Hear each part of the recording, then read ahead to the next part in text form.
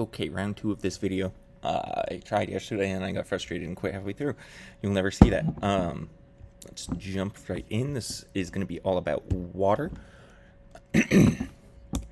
So, as I talked about in class, water is very polar. It is kind of the quintessential polar molecule.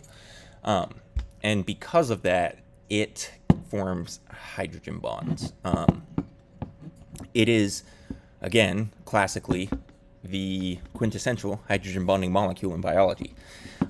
There are other elements that can do hydrogen bonding, though. Nitrogen and fluorine are also electron hungry enough. The chem term is electronegativity. They're both very electronegative to be able to do this as well. So when you have nitrogen, oxygen, or fluorine in a molecule, they will tend to hog the electrons, meaning they'll take on a slight negative charge because electrons are negatively charged. And the atom that is bonded to nitrogen, oxygen, or fluorine is going to take on a positive charge, So the oxygen, nitrogen, fluorine will always be a negative, and whatever they're bonded to will be positive. Usually what they're bonded to will be carbon or sometimes hydrogen. And by far, you'll see nitrogen and oxygen far more than fluorine in biology. So what is a hydrogen bond? It's just that attractive force between the positive and the negative charge. In the world of electricity, opposites attract. So the positive and the negative are attracted and will kind of orient themselves. Like you see here, we represent the hydrogen bond with a dotted line connecting the two atoms, so connecting the hydrogen to the negative oxygen. These bonds alone can be broken really easily. They're not as strong as covalent bonds, but if you have a bunch of them together, then they can actually be pretty strong. Our DNA, the rungs on our DNA ladder, are held together by hydrogen bonds, for example. Because there's so many rungs, it tends to stick together. Okay, so water does hydrogen bonding. What good does that do for us? It leads to a bunch of useful properties. The first of which are cohesion and adhesion, but they actually kind of combine to produce an effect that I'll talk about more on the next slide. So what are cohesion and adhesion? Cohesion is the ability of water to stick together, to cling to other water molecules.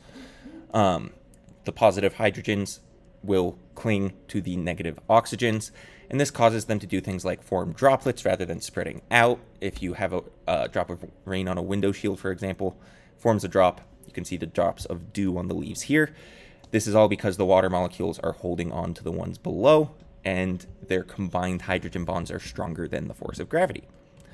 Adhesion is the ability of water to stick to something else. So hydrogen bonding with some other substance that is not water.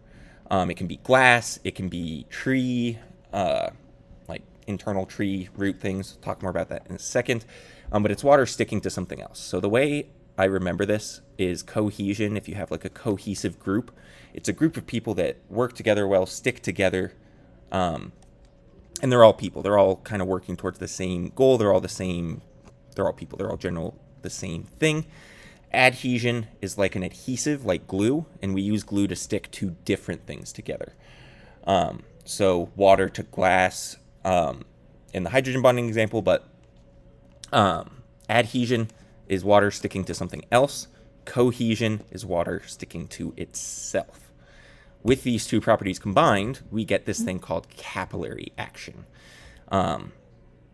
which is basically how water can kind of climb in narrow spaces, narrow tubes. If you've ever been at a restaurant and been bored and you put your finger on top of the straw, you can actually pick up water and transfer it between glasses that way, due to this capillary action. When I was young, I once transferred an entire full glass of water that way because our food was taking way too long. Don't recommend it, but it is a very useful property. Trees use it all the time. Trees have the problem where they get water from their roots in the ground, but they have to actually get that water all the way up to the leaves. The leaves are using most of the water, honestly, for photosynthesis. And so they have to go up against gravity, and they can't just use a vacuum straw type situation. There is a limit on how big a straw can be, essentially. And trees are taller than that limit. So how do they actually get water up that high if they're not just using a vacuum to suck it up through a straw? They just use evaporation, actually. So water evaporates out the leaves at the top, and each water molecule that's evaporating out is pulling on all the water molecules below it, kind of like a chain.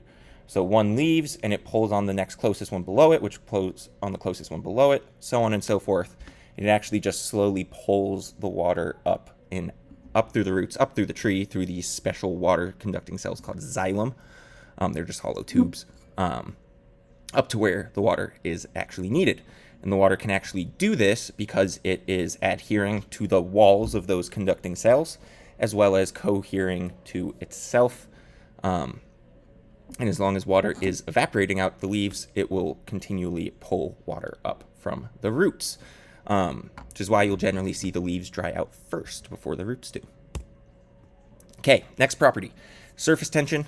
Oh my gosh, did I hit record? I did. Okay, we're good. Sorry. Surface tension. This is basically when a bunch of water molecules stick together, like in a droplet or on the surface of a pond. Because they're hydrogen bonding with each other, they actually have a resistance to breaking that surface. It's kind of like a really, really thin sheet of paper. Things that are very light, you could put and balance on that top of that paper, but if you drop something like a bowling ball on it, it just breaks through the paper altogether. It's a similar idea here. It's all of the water molecules hydrogen bonding with each other, and in order to actually break through that surface with an object, you have to break the hydrogen bonds. So some things are light enough that they can actually walk on top of the surface of water, like we see with the water strider down here. It is not breaking the surface of the water. It is just kind of pushing down on it, kind of like a blanket almost. Yeah, that is about it with this surface tension. As big creatures, we don't think about it too much, but smaller things, it is actually really important. You can trap bugs in droplets of water because they cannot break the surface tension because it's too strong. Okay, next, specific heat capacity. I'm not sure if y'all get to this in chem or not, but specific heat capacity, it comes up in thermodynamics. It's basically how hard is it to heat up a substance. Things like metal have a really low specific heat capacity. They heat up very easily when you apply heat energy to them. Water, on the other hand, takes a long, long time. It has a very high specific heat capacity. And you do know this intuitively if you've ever boiled water on a stove.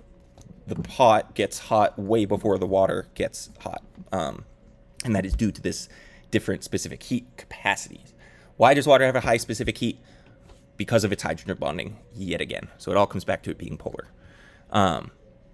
This has a lot of, it's not really a phenomena or anything, but it has a lot of useful effects for us. The first being, we're mostly made of water. And because of this, we don't change temperature very easily. If you put a living thing in the cold, it takes a while for its body temperature to actually drop, or vice versa in the heat. So we don't actually get broken down by, or slowed down too much by, oh, he left. Sorry, Dr. Gibbons almost interrupted me. So our body temperatures don't change quickly with the outdoor temperature, which is good. Otherwise, it'd be very hard to survive. The other one, which I'll go to the next slide for, is coastal habitats. If you've ever lived in a beachside community, you will know this, that it tends to be cool by the water, much more temperate, moderate temperatures, and that is because the water takes much longer to heat up. The land itself heats up and cools down quickly, so as you go inland like San Bernardino, you get temperatures that are much higher, more desert-like. But as you go towards the coast, the water starts absorbing a lot of that extra heat from the sun, and so the actual ambient temperature around is not as high. Next, heat of vaporization. This one you can really sum up as evaporative cooling. Water has, because again of its hydrogen bonds, it is an endothermic process when it evaporates. So essentially, if we have water on our skin, it feels cool as it evaporates. We all have probably experienced this. You get out of the shower in the morning, you're cold. You get out of a pool and you are just fine. In the pool, as soon as you get out, you feel cold. That cold feeling you get is because of the water evaporating off of your skin. And this can be used by living things to cool themselves down. Humans use it with sweating to stay cool. Other things will just wash themselves or hop in the pool for a second and then get out to cool down. Next, density. Water is unique in that it is less dense as a solid. Sorry, I had to check myself. Less dense as a solid than as a liquid. Most things become more dense when they become a solid. But water, because of its hydrogen bonds, actually does the opposite. Essentially, when it's cold enough, the hydrogen bonds kind of lock in place and you get this crystalline hexagonal structure here. But when it's hot enough and it's liquid, all those hydrogen bonds are constantly breaking and reforming, and that allows the water molecules to be more spread out on average, leading to, sorry, not more spread out. It lets them jam in more closely. It doesn't force them to space out like in the ice example when it's cold enough. So when it's hot enough, they can actually end up closer to each other because that hydrogen bonding is not playing a role. Usually the repulsion of the negative oxygens will cause them to space themselves out. If it's hot enough, that doesn't happen. Why is this important? If I lost you in that past explanation, it's okay. You don't really need to know why. The important part of this density thing is it means that bodies of water on Earth freeze from the top down, essentially. So you get a layer of ice on the top, and that actually then serves to insulate the water beneath it. And so you get water below the ice that is actually warmer than the ice itself, or the water close to the ice. It prevents lakes from completely freezing solid, which, if they did, it'd be quite hard for life to survive through those times. So basically allows aquatic life to exist in regions where it's cold enough to freeze the water. Next, and maybe last, yes, last slide, water is a universal solvent. I've said like dissolves like before. Water is just really good at dissolving most things. As a review, a solution is made up of a solute and a solvent. Solute is the thing being dissolved. Solvent is the thing it's being dissolved in. In our bodies, 99% of the time, things are dissolved in water. And it is, again, because of the polarity that it can do this. It's only really very non-polar molecules that water cannot dissolve. But it is, of all of the compounds we've ever found on Earth, water is the one with, it has been able to dissolve the most things of everything that we found. So it is just good at it. And this is essentially how we transport stuff all around our body. If things did not dissolve in water, we'd be full of solid clumps and junks that it would be really hard to transport nutrients around.